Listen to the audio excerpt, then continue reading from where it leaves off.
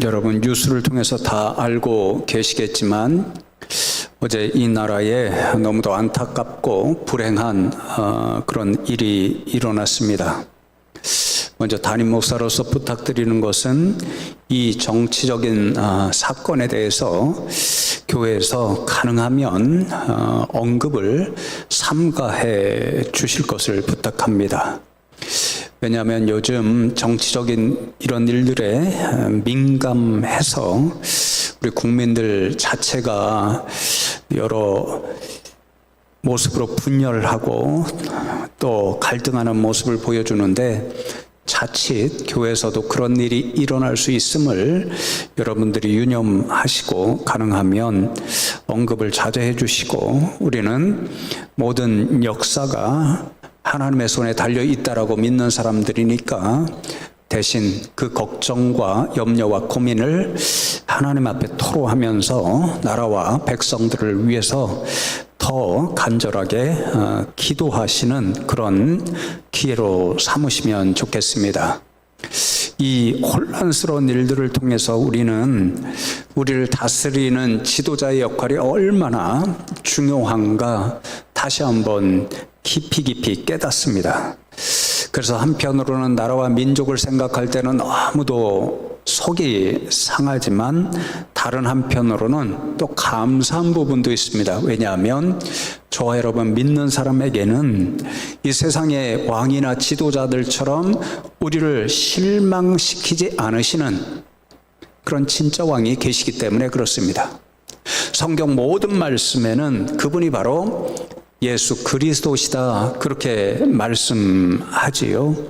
그래서 오늘 함께 복독한 빌립보서 2장 말씀을 중심으로 우리의 왕 되신 예수님께서 우리의 구원을 위해 어떤 역할을 감당하시는가, 그 두 가지를 함께 나누고 기도하는 시간을 가지면 좋겠습니다. 첫 번째로 왕이신 예수님께서는 우리를 자신에게 복종하게 하시고 다스려 주십니다. 빌립보서 2장 9절로 11절 말씀을 제가 다시 한번 읽어드립니다. 이러므로 하나님이 그를 지극히 높여 모든 이름 위에 뛰어난 이름을 주사 하늘에 있는 자들과 땅에 있는 자들과 땅 아래에 있는 자들로 모든 무릎을 예수의 이름에 꿇게 하시고 모든 입으로 예수 그리스도를 주라 시인하여 하나님 아버지께 영광을 돌리게 하셨느니라 그렇게 말씀하죠. 오늘 찬양 부른 가사에도 이 모든 이름에 뛰어난 이름이라는 가사가 나와 있는데, 하나님께서 십자가에 달려 돌아가셨다가 부활하신 예수님을 하늘 보좌 우편에 앉게 하시고 모든 이름 위에 뛰어난 이름을 주셨습니다. 그 뛰어난 이름이 무엇인가? 11절 말씀에 보면 모든 입으로 예수 그리스도를 주라 시인하여, 그 이름이 주입니다. 키리오스, 영어로는 로드. 우리가 잘 아는 것처럼 이 주는요, 우리뿐만 아니라 이 세상 만물의 주인 혹은 주권자라는 뜻인데, 예수님 당시에 사람들이 로마의 황제를 주라고 불렀습니다. 그러니까 하나님께서 예수님에게 모든 이름 위에 뛰어난 이름 주라는 칭호를 주셨다는 것은 사람들에게 로마 황제가 아니라 나의 독생자 예수가 바로 진짜 너의 왕이다 라는 것을 알려주시는 말씀입니다. 그래서 하나님께서 진짜 왕이신 그 예수님께 하늘에 있는 모든 자들, 천사들이고 또 땅 위에 있는 모든 자들, 살아있는 모든 인생들을 말하고 심지어는 땅 아래에 있는 자들, 사탄과 그에게 속한 모든 자들까지도 예수님 앞에 무릎을 꿇게 하시고 복종하게 하셨습니다. 그래서 예수님은 지금도 왕으로서 모든 인생과 모든 만물을 다 다스리십니다. 그러니까 지금 이 순간 저와 여러분이 진짜 예수님의 사람으로 살아가고 있다면 예수님께 우리의 모든 것을 복종하고, 그리고 그 예수님의 다스림, 왕의 통치가 우리 가운데 나타나야 합니다. 우리가 그렇게 예수님, 왕이신 그분께 복종하고 지금 그분의 다스림을 받고 있는 믿음의 사람으로 살고 있는가, 그것을 알 수 있는 기준을 5절에서 이렇게 말씀하시죠. 우리가 너무도 잘 아는 말씀을 지금 나누고 있는데 5절부터 시작되잖아요.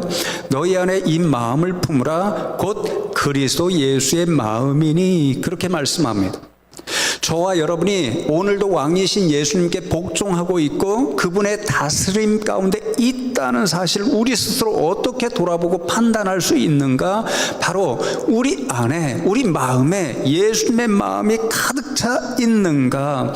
예수님의 마음이 우리 마음을 가득 채워서 우리가 그 마음에 따라 생각하고 말하고 행동하면 우리는 지금도 왕이신 예수님께 복종하고 다스림을 받는 믿음의 사람으로 살아가고 있구나, 스스로 판단할 수 있다는 뜻이 됩니다. 그러면 그 예수님의 마음이 어떤 마음일까요? 6절로부터 8절까지의 그 예수님의 마음을 알 수 있죠. 그는 근본 하나님의 본체시나 하나님과 동등됨을 취할 것으로 여기지 아니하시고 오히려 자기를 비워 종의 형체를 가지사 사람들과 같이 되셨고 사람의 모양으로 나타나사 자기를 낮추시고 죽기까지 복종하셨으니 곧 십자가의 죽으심이라, 그렇게 말씀합니다. 이 말씀 가운데서 예수님의 마음을 알려주는 핵심어가 저는 두 단어라고 생각하는데요. 하나는 비우셨다, 그 말씀이고 다른 하나는 복종하셨다, 이 말씀입니다. 비우셨다는 말씀은 텅 비게 만들다, 본래 자신이 누려야 할 모든 것을 포기하다, 이런 뜻입니다. 예수님은 본래 성부 하나님과 동등된 분, 그래서 성자 하나님이셨습니다. 하늘 보좌에 앉으셔서 모든 인생들의 찬양과 경배와 영광을 받으시기에 마땅하신 그런 분이셨습니다. 그런데 예수님께서는요, 그런 권세를 스스로 포기하시고 완전히 비우셨습니다. 오히려 낮고 낮은 천한 인간의 몸을 입으시고 육신으로 이 땅에 오셨고 종인 것처럼 하나님 앞에 복종하셨습니다. 죽기까지, 십자가에 달려 돌아가시기까지 하나님 아버지께 철저히 복종하셨습니다. 그러니 예수님께서 어떤 모범을 우리에게 보여주셨냐면요, 우리도 왕 대신 예수님께 복종하고 그분의 다스림 가운데 살아가려면 어떻게 해야 하는가, 그것을 친히 모범으로 보여주셨습니다. 하나님 앞에 복종하는 모습으로 살아가셔야 하는데 그 복종하기 위해서는 자신의 모든 것을 포기하고 비워야 가능하다는 사실을 예수님이 우리에게 보여주신 거죠. 여러분, 사실 그렇잖아요. 사람들 사이에도 그렇습니다. 우리가 어떤 분의 말을 듣고 순종하려면 그분의 말이 내 말보다, 내 생각보다 옳다라고 생각이 되어야, 그렇게 내려놓아야 그 말을 듣고 순종하게 됩니다. 하나님의 말씀도 그렇지요. 하나님의 말씀이 내 생각보다, 내 뜻보다 옳다, 이렇게 인정이 되고, 그래서 자신의 뜻과 생각과 의지를 내려놓아야 하나님의 말씀에 순종하는 삶을 살 수 있습니다. 그래서 여러분, 큐티 세미나 지금 이제 진행을 하고 있는데요. 그 큐티 세미나의 궁극적인 목적, 큐티를 하는 궁극적인 목적은 하나님의 말씀대로 듣고 생각하고 순종하며 사는 데 있습니다. 그게 가능하려면 어떻게 해야 되는가? 제가 다녀온 큐티 세미나의 첫 번째 원리, 우리가 하나님 앞에 죄인임을 깨닫고 부족함을 깨닫고 항상 나보다 하나님이 옳으시다, 내가 아니라 하나님이 옳으신 분이다, 그렇게 생각함으로 내 생각과 내 모든 뜻을 내려놓고 하나님의 말씀에 순종할 수 있는 거예요. 자신을 비워야, 예수님처럼 겸허한 마음으로 자신의 것을 비워내야 하나님 말씀에 순종할 수 있다는 거예요.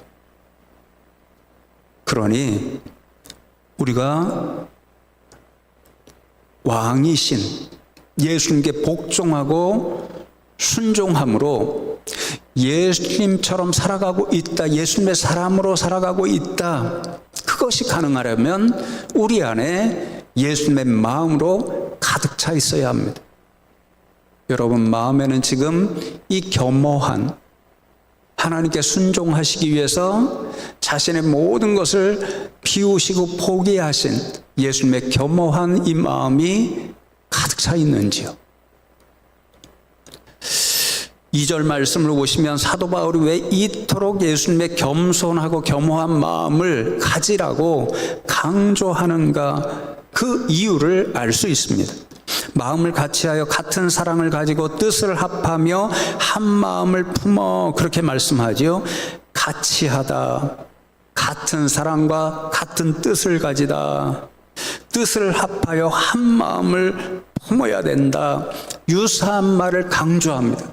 이 모든 말은 교회의 하나됨, 성도의 일치를 권면하는 말씀입니다. 여러분 왜 이 빌립보 교회 성도님들에게 사도 바울이 이렇게 성도의 일치, 교회의 하나됨을 강조하는 것일까요? 역으로 지금 빌립보 교회 성도님들 사이에는 하나됨이 없습니다. 일치가 없습니다. 같이 하는 일이 없습니다. 같은 사랑, 같은 뜻을 가지고 있지 못합니다. 그래서 오히려 다투고 싸우고 있습니다. 무슨 일 때문에 싸울까? 제가 말씀을 연구하다 깨달은 것이 세상적인 가치관, 세속적인 문화, 그것을 그대로 교회에 가져왔기 때문에 이런 문제가 발생하고 말았습니다. 빌립보는요, 유명한 로마의 황제 아우구스투스가 퇴역한 군인들이 편안하게 살도록 건축한 도시였습니다. 이 당시에 세상의 모든 가치의 핵심, 문화의 핵심 중에 하나가 뭐였냐면요, 명예를 자랑하는 일이었습니다. 명예. 이게 그리스와 로마의 핵심적인 가치였습니다. 어디서 알 수 있냐면, 여러분 영화 트로이라는 영화 봤습니까? 멋있는 사람, 그 아킬레스로 나오는 사람 있잖아요. 근데 이 아킬레스가 그리스의 총대장 아감멤논 왕하고 사이가 좋지 않습니다. 아킬레스는 전쟁의 신이기 때문에 그가 나가야 모든 그리스 연합군이 힘을 얻고 전쟁에 승리할 가능성이 많은데 전쟁에 나가지 않는다라고 고집을 부립니다. 친구가 와서 설득해도 고집을 부립니다. 마지막에 누가 설득하냐면요, 아가멤논의 어머니가 설득합니다. 네가 나와 함께 여기에 머물러 있으면 너는 생명을 지킬 수 있고 또 아름다운 여인을 만나서 아이도 낳고 행복한 가정을 이룰 수 있을 거야. 그러나 미래의 세대의 사람들과 역사는 너의 이름을 기억하지 못할 거야. 그러나 내가 싫어하는 아가멤논 왕과 그리스 연합군과 더불어 트로이를 가잖아. 그러면 너는 집에 돌아오지 못할 거야. 너는 거기에서 죽을 거야. 그러나 그 대신에 역사와 미래 세대는 내 이름, 네 명예를, 내 영광을 기억할 거야. 그래서 전쟁터에 나갑니다. 엄마가 나가라는 겁니다. 죽으러. 이게 무엇을 이야기합니까? 그 당시에 명예를 얻는 것이 얼마나 중요한 세상의 가치관이었는지, 세상 문화의 핵심 중에 하나였다는 것을 이야기합니다. 빌립보는 군인들이 살아갑니다. 퇴역한 군인들. 군인들에게 가장 중요한 것이 무엇입니까? 명예입니다. 명예. 내가 이런 계급을 가진 사람이었어. 내가 로마를 위하여, 나라를 위하여, 백성을 위하여 전쟁터에 나갔는데 이런 큰 공을 세웠어. 그럼 왕에게도 명예로운 상을 받잖아요. 명예가 너무 중요한 거죠. 그래서 로마의 다른 도시들보다 이 빌립보 지역은 명예를 추구하고 경쟁하고 자랑하는 세속적인 문화가 가장 강력한 도시 가운데 하나였습니다. 불행하게도 빌립보 지역에 살다 보니까 사도 바울의 전도를 받고 예수님을 믿고 교회 공동체에 속하게 된 성도님들 사이에도 이 세상 문화, 세상 가치관이 그대로 남아서 교회에 가져와서 서로 자신의 가진 명예를 자랑합니다. 물질 많이 가진 것 명예입니다. 그것을 자랑합니다. 세상에서 쥐 얻은 것 또 명예입니다. 자랑합니다. 로마 시대에는 후원 제도라는 게 있습니다. 어떤 돈 있는 사람, 힘 있는 주인이 피후원자, 종이나 혹은 이런 사람들을 지원해 줍니다. 그런 사람들이 많으면 또 그게 명예입니다. 그러니까 내가 후원하는 사람들이 이렇게 많소. 그래서 고린도 지역에서 사도 바울이 후원을 받지 않은 까닭이 후원을 받으면 그 후원자의 뜻에 많이 따라야 했습니다. 그럼 복음 전파에 방해가 안 되니까 이런 문화 때문에 후원을 받지 않았습니다. 엄하게 중요한 그런 명예, 자랑, 경쟁하는 것이 교회 공동체에 속해서 그대로 그 일이 진행됐고, 그러니까 성도들이 서로 불편함을 느끼는 거죠. 특별히 3장 말씀에 보면 율법주의자들이 침투해서 할례가 필요하다는 거짓 복음을 가르칩니다. 그러니까 그것이 자랑거리입니다. 할례 받은 사람이 이것이 명예인 것처럼 자랑합니다. 그러니까 할례 받지 않은 성도들 사이와 그들 사이에 또 갈등이 일어납니다. 그러니 여러분, 지금 빌립보 교회의 큰 문제, 같은 사랑, 같은 뜻, 같은 마음을 갖지 못하는 모든 문제가 무엇입니까? 명예를 자랑하며 경쟁적으로 이야기하는 그 때문이었습니다. 그것을 해결하기 위해서 사도 바울이 전해주는 영적 교훈이 무엇입니까? 예수님의 마음을 가지라는 것입니다. 예수님의 겸손한 마음을 가지라는 거죠. 본래 하나님이셔서 예수님의 명예, 영광은요, 사람들과 비교할 수 없는 것입니다. 하늘 보좌 우편에 앉아서 그 모든 영광과 명예를 누려야 할 뿐입니다. 그런데 그 모든 것을 비우셨다 포기하시고 종처럼 세상에 오셔서 하나님께 복종하셨습니다. 그러니 이 예수님의 겸손한 마음을 본받아서 공동체의 질서를 무너뜨리고 성도님들을 서로 마음을 불편하게 만들고 다투게 만드는 명예에 대한 자랑, 비워내라. 너의 자랑거리, 명예, 영광 다 포기하고 내려놓아라. 그리고 온전히 함께 하나님의 말씀에만 순종하는 사람들이 되어라. 그래야 왕 대신 예수님께 복종하고 다스림 가운데 살아갈 수 있다. 이것을 교훈하는 거죠. 그래서 3절 말씀해 보시면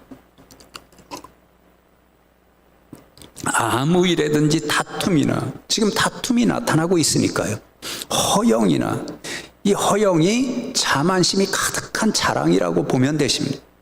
그러니까 다툼의 원인이 이 허영이죠. 허영으로 하지 말고 오직 겸손한 마음으로, 예수님의 마음으로 각각 자기보다 남을 낮게 여기라. 그렇게 권면합니다. 예수님과 같은 겸허한 마음을 가져야 공동체의 문제도 해결될 수 있고, 성도님들 사이의 갈등과 다툼, 불편함의 문제도 해결할 수 있고, 각자가 왕 대신 예수님께 복종하고 다스림을 받는 삶을 살 수 있다, 그 말씀이죠.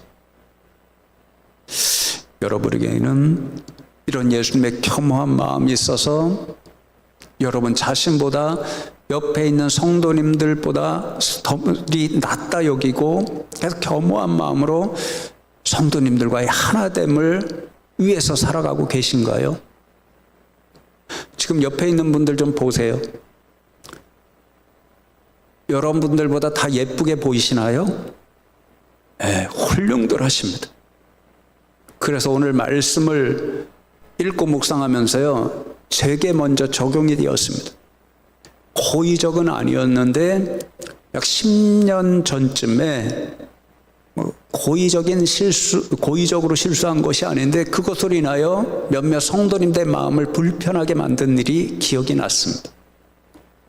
어느 주일에 제가 목사 가운을 입고 이 자리에 서서 예배를 집례하고 설교해야 할 필요가 있었습니다.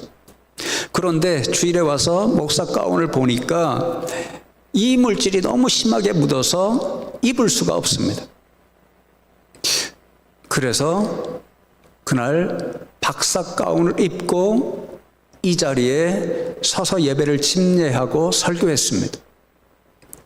미국의 교회에서는 흔히 있는 일입니다. 대부분 신학교에서 졸업을 하고 박사를 받게 되니까 가운을 입고 이제 설교하시고 그런 일이 흔한데 우리나라는 흔하지 않죠. 또 프린스턴 신학교 박사 가운이 굉장히 화려합니다. 이 파란색에 빨간색 세 줄이 그게 박사라는 표거든요. 아무 생각 없이 목사 가운이 없어서 대체로 그것을 입고 여기에서 설교하고 내려갔는데 얼마 지나지 않아서 몇몇 성도님들이 불편하셨는가 봅니다. 목사님이 박사 가운을 입은 것은 자기가 박사라는 것을 알아달라, 그것을 자랑하려고 그러지 않았나, 이런 불편한 음성이 제게 들려와서 어떤 분인지는 몰랐기 때문에 너무도 죄송한 마음을 품었던 거죠. 제가 오늘 말씀과 그 경험을 생각하면서 어떤 생각이 들었냐면요, 우리가 남들보다 혹은 남들이 가지지 않았기 때문에 더 낫다고 생각하는 어떤 신앙의 일이나 세상의 일이, 그것이 사람들은 자신도 모르게 드러내보고 이고 싶거든요. 그럴 때 남들이 불편해하고 교회 공동체 가운데 상처를 만들어낼 수 있다는 거죠. 예를 들면 우리가 받는 은사가 다릅니다. 그런데 은사가 분명히 나타나는 것 중에 하나가 방언의 은사이죠. 다른 교회는 그것을 받아야 된다라고 자랑을 하고 사모하게 만드는 그런 교회들이 많죠. 그러나 방언의 은사 받았어? 이렇게 얘기하면 방언 은사 받지 못하는 사람이 뭐야? 저 영적으로 나보다 잘났다는 거야? 이렇게 상처를 받을 수도 있습니다. 교회 봉사를 하죠. 그래서 남들보다 더 많이 봉사하는 것 같습니다. 내가 이런 봉사해. 그러면 다른 상대방은요, 그래서 나는 봉사 안 한다는 말이야? 이런 생각을 하게 만들지요. 우리가 물질을 드립니다. 어떤 분이 어떤 물질 생활을 한다는 거 얘기하실 필요가 없습니다. 예를 들어 절기감사헌금을 합니다. 근데 어떤 사람이 나 이번에 절기헌금으로 얼마 했어? 그렇게 이야기하니까 상대방은 그만큼 액수를 못하니까 속으로 뭐야? 지가 나보다 많이 했다는 이야기야? 불편할 수 있죠. 삶의 영역에 이런 게 수없이 많더라고요. 이 빌립보 교회나 고린도 교회처럼 서로 자랑하는 명예가 그렇고요. 세상에 쥐가 높다, 그 쥐 자랑이 그렇고요. 또 정치적인 신념, 내가 저 사람보다 나은 정치적인 신념, 옳은 신념을 가지고 있어? 이게 서두에 그래서 걱정이 돼서 말씀드린 것입니다. 어떤 사람은 또 다른 신념을 갖고 있기 때문에 부딪힐 수 있는 거죠. 심지어는 내가 저 사람보다 더 나은 신앙을 갖고 있어. 이 신앙, 신념, 이것조차도 서로 불편하게 만들 수 있습니다. 그러니까 사도 바울이 뭐라고 그러죠? 오늘 말씀에 기록하지는 않았지만 빌립보서 3장 8절의 말씀을 보면 사도 바울이 누구보다도 이제 할례를 주장하는 거짓 교사들, 율법주의자들보다 훨씬 더 자랑할 수 있는 육체의 자랑거리를 가졌다고 이야기하잖아요. 바리새인 중에 바리새인이고 히브리인 중에 히브리인이고 베냐민 지파에 태어났고 가말리엘 문화에서 배워서 누구보다도 율법의 전문가라고 자랑할 수 있다라고 이야기했죠. 그러나 예수님을 만난 이후에는 뭐라고 이야기합니까? 예수 외에는 다른 것은 다 배설물로 여기노라. 예수님의 겸손한 마음을 가지고 자신의 자랑거리 다 비워내고 말씀에만 순종하고 예수님께만 복종하는 참된 왕을 모시는 삶을 살아가노라, 그렇게 이야기합니다. 그리고 12절에 두려운 말씀을 들려주죠. 그러므로 나의 사랑하는 자들아, 너희가 나 있을 때뿐 아니라 더욱 지금 나 없을 때에도 항상 복종하여 두렵고 떨림으로 너희 구원을 이루라. 두렵고 떨림으로. 종교개혁자들이 가르쳐주는 꼬람되고 지금도 하나님께서 살아계셔서 우리의 모든 것을 살펴보신다는 그 두렵고 떨림으로 오늘도 구원을 이루라. 성화를 이루어가라. 하나님답고 예수님 닮아가는 거룩한 삶을 살아가라, 그 말입니다. 영화의 단계에 이르기까지. 그러려면 어떻게 해야 된다고요? 항상 복종하라는 거죠. 항상 하나님께 복종하고 항상 왕이신 예수님께 복종하라는 거죠.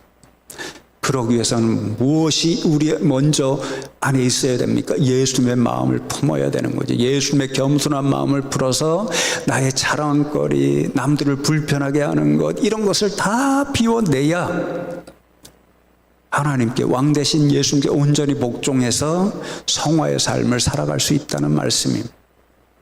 우리 모두 그러한 인생들, 그런 믿음의 사람들 되면 좋겠습니다. 두 번째로, 왕이신 예수님은 모든 원수를 정복하셔서 자신이 승리자가 되실 뿐 아니라 우리도 승리자로 만들어 주십니다.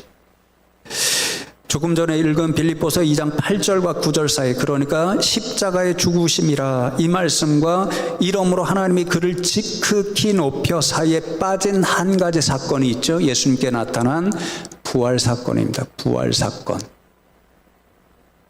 우리의 왕이신 예수님은 십자가에 죽으셨다가 사흘 만에 다시 살아나심으로 죽음의 권세를 이기시고 승리자가 되셨습니다. 이 말씀이 매우 중요합니다.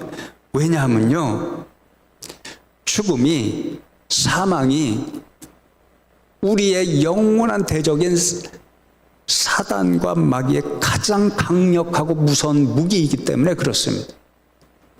그래서 부활장 고린도전서 15장 24절로 26절 말씀을 보시면, 그 후에는 마지막이니 그가 모든 통치와 모든 권세와 능력을 멸하시고 나라를 아버지 하나님께 바칠 때라. 그가 모든 원수를 그 발 아래에 둘 때까지 반드시 왕노릇하시리니 맨 나중에 멸망받을 원수는 사망이니라. 그렇게 말씀하고, 또 히브리서 2장 14절 말씀을 보시면, 자녀들은 혈과 육에 속하였음에 예수님도 또한 같은 모양으로 혈과 육을 지니심은 죽음을 통하여 죽음의 세력을 잡은 자 곧 마귀를 멸하시며, 그렇게 말씀합니다. 예수님께서 승리자가 되신다라는 표현을 부활하심으로 죽음의 권세를 이기신 그 사건, 그리고 죽음의 권세를 잡은 자 사단 마귀를 이기신 그 일을 통해서 승리자로 예수님은 자신을 드러내셨습니다.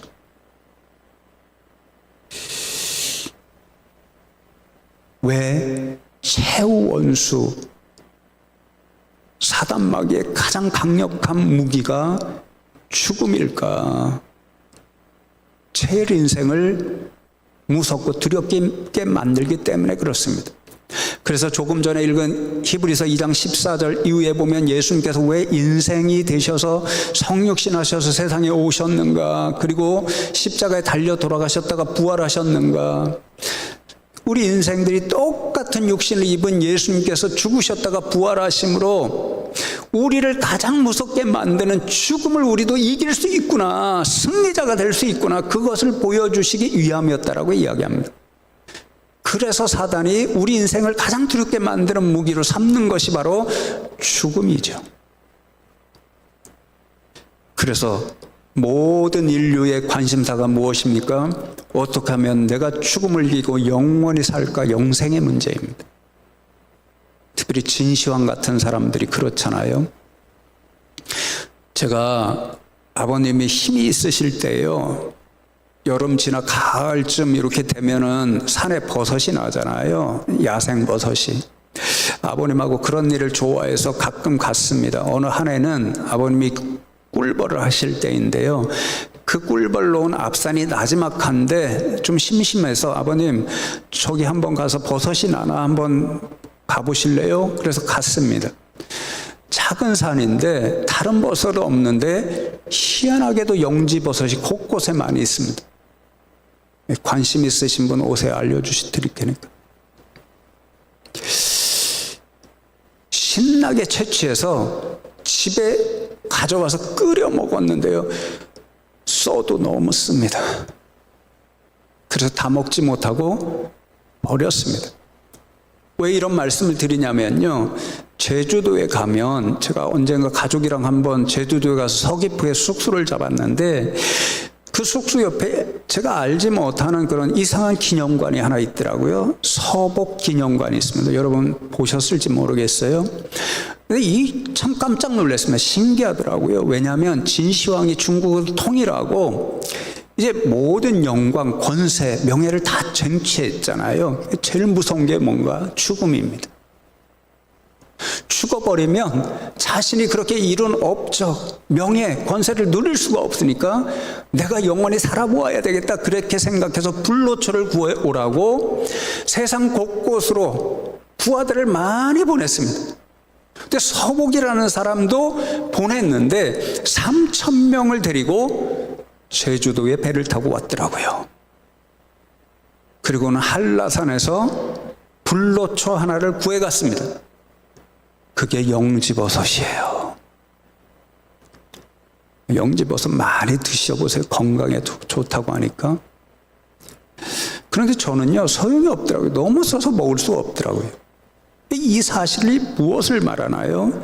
천하를 제패하고 절대 권력과 영광을 가졌던 진시황까지도 가장 두려웠던 것이 죽음이었다는 사실.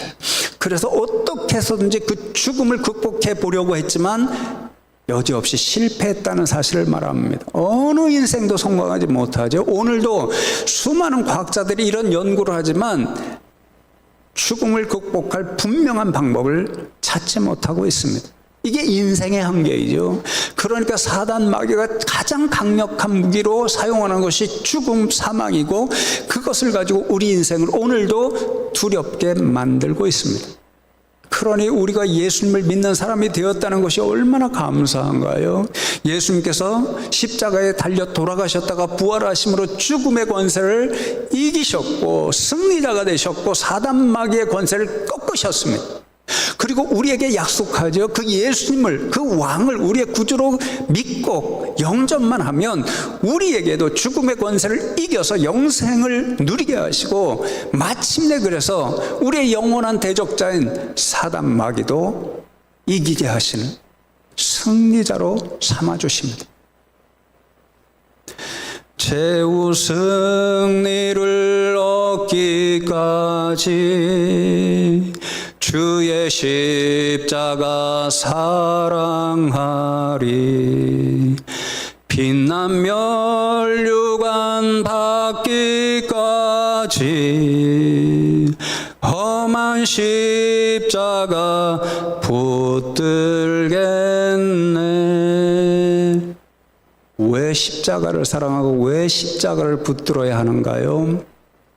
저 십자가 죽음을 통해 예수님께서는 다시 부활하심으로 사망 권세를 이기시고 또 사단 마귀의 권세를 꺾으시고 오늘도 우리에게 저 십자가를 통해서 분명히 약속하시지요. 십자가를 붙잡는 우리도 사망 권세를 이기고 사단 마귀의 권세를 이기고 영생의 면류관을 얻을 수 있다는 것을 말씀해 주시기 때문에 저 십자가를 바라보고 오늘도 사랑하고 굳게 붙잡아야 합니다. 우리 성도님들이 다 그런 분들 되셔서 최후 승리자로 하나님 앞에 섰을 때에 영생의 면류관 다 받으시는 분들 되시기를 주님의 이름으로 축복합니다.